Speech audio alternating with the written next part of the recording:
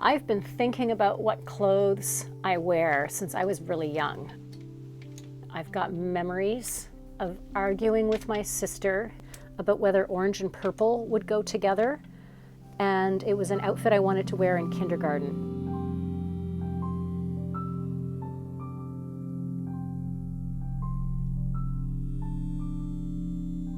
Clothing is this beautiful blend that brings together necessity, a whole series of skills and possibilities for inquiry. You can never get boring. I could do nothing but make clothing for myself the rest of my life. So this is a down vest that has been a wardrobe basic for me in the garden. It's kind of ugly, it's fairly mundane, and I've wanted to figure out what would be my local version. I'm wanting to have it in wool because I love working and living in natural materials. Hi! The wool's going to come from Barnston Island, and our friend Susan Russell, who raises sheep specifically for their fleece. We started with sweater and scarf, who were 2 lambs that we got from a woman who was one of the first colored sheep raisers in southern BC. There's Viola. So that's her year 1, and then this is her second year, leading into the lightest. So we become a fiber flock after 50-ish years. Of course, it has a huge attraction of being real and not created from fossil fuels. It doesn't pollute the earth. It keeps the sheep warm, it keeps us warm. Yeah. Okay. These are the 2 that were from the interior. So Is it skin lace? No, that's 4E. the kind of acreage that we're on, which is a small acreage, we can have an immensely productive small piece of land produce more wool than we can use. I think they make me very happy. I have a wonderful relationship with my own sheep.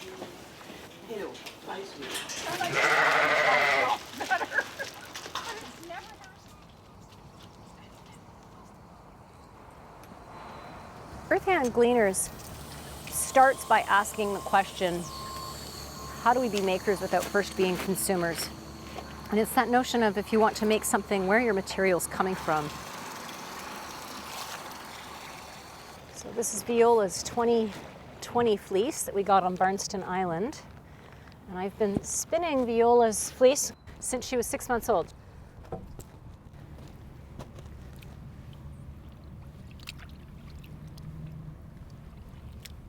The nice thing about our bathtub setup is that it will just drain into the nettle bed when I let the water go. And so all of that poop water will be fertilizer for my nettle.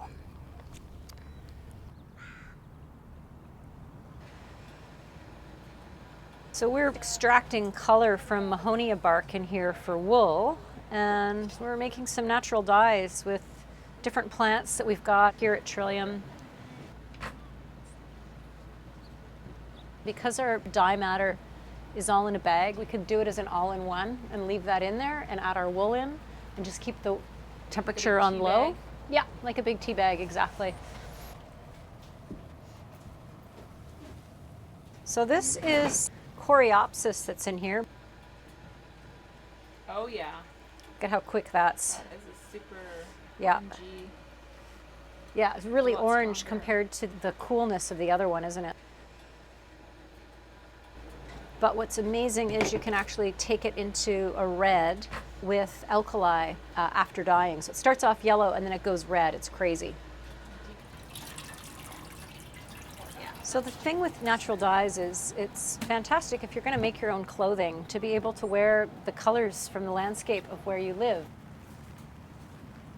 That's why I go to chemicals or synthetic dyes when we've got such incredible, beautiful color in the land around us.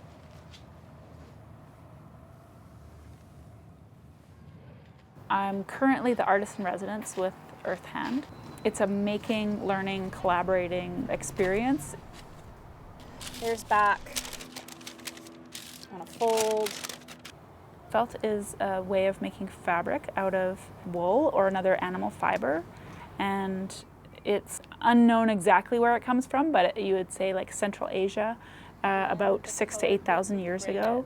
I think I want to put a base layer of gray. So I have one side that's just straight up gray. It's basically a way of using water and wool or animal fiber and agitation, and you're creating like a big dreadlock. It's very warm, it's water resistant, it's very durable. It's like a lot of old methods of making fabric is that it's communal, so you have a group of people that make it together.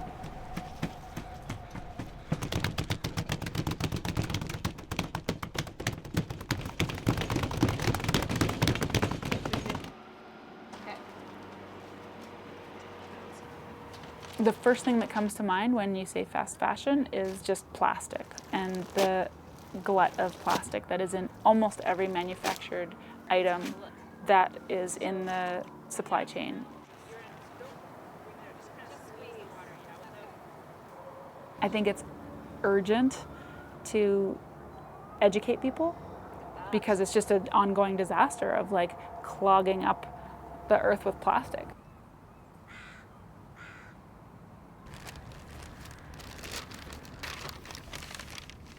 I think that's there, and then it's about like that.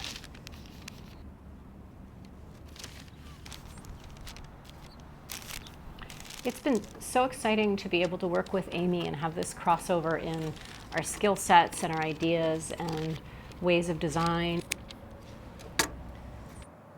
All right.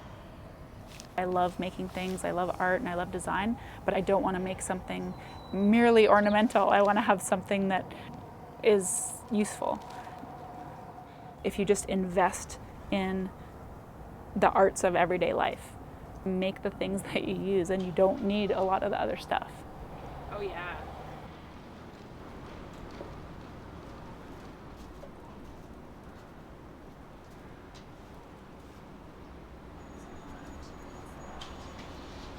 I'm just hand stitching with Coreopsis linen, and I've got a pocket done that I need to just finish off a bit of stitching on the inside.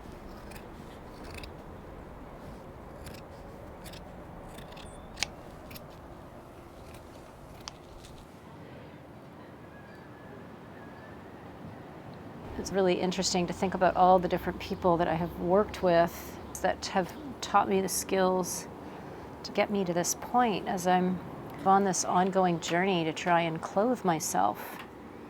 And it's, clothing myself with what's in my local fiber shed, but also my own local skill shed of having had all of these wonderful, life-enriching relationships build with people who have skills in different areas and the different tangents I've been able to travel on.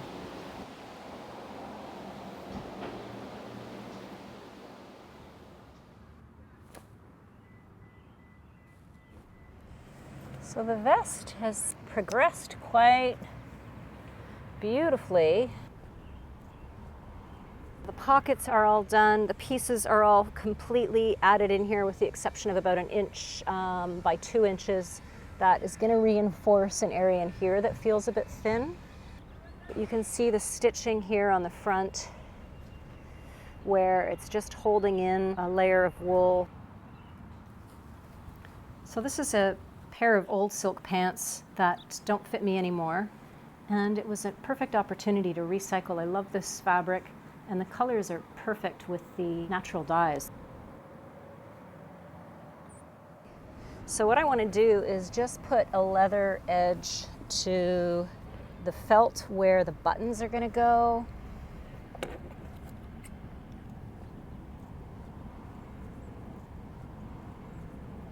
We think about where our clothes come from now, and we just have no relationship to the cloth or to the land where the cloth has come from, be it an animal or a plant fiber.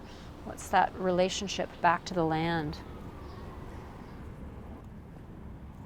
So if I walk into a shop and I find a shirt on sale for 20 bucks. I've really got no vested interest in that garment other than how it makes me look. And so my inclination to mend it, or even be really super conscious about necessarily how I'm washing it and tending it, is going to be very, very minimal. It's this long-term commitment to the garment, to the article of cloth, that I find really interesting. That speaks to a time a little different from how we clothe ourselves now. And it feels like a good thing to do. There's a self-sufficiency that is very rewarding.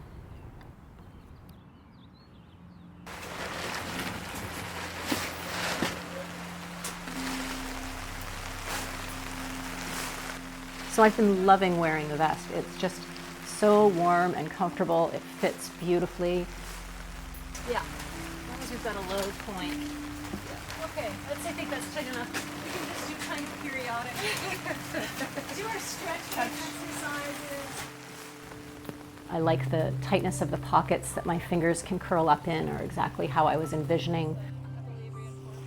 I'm already starting to think about, where do we take it next? What happens now?